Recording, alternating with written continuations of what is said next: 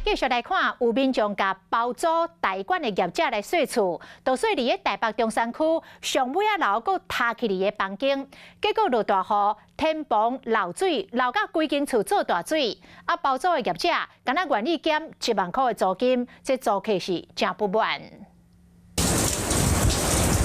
厝顶袂随咧落大雨，唔管是便所是房间，拢互雨水浸甲淡糊糊。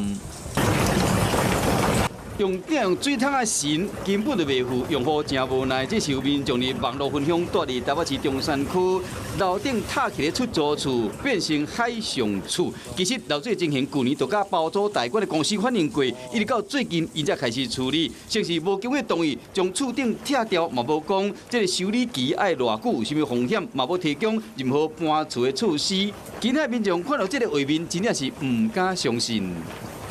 一定跟房东理论到爆啊！应该是要跟房东讲吧，因为他天花板这么多洞，然后你盖的时候你又不盖好一点。我觉得顶楼加盖是应该要被正视的问题，因为现在顶楼加盖还是蛮多这种非常糟糕的房子。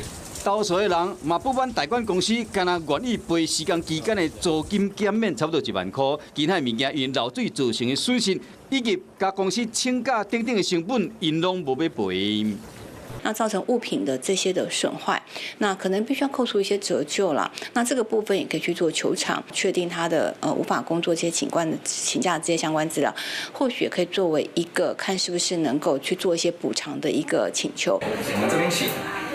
租厝的时，约若签落就确定啊。专家是提醒讲，上好是经落雨天去看厝，嘛要注意天棚甲壁敢有壁岩，也是有歹去。油漆的所在敢有碰起来无平的所在。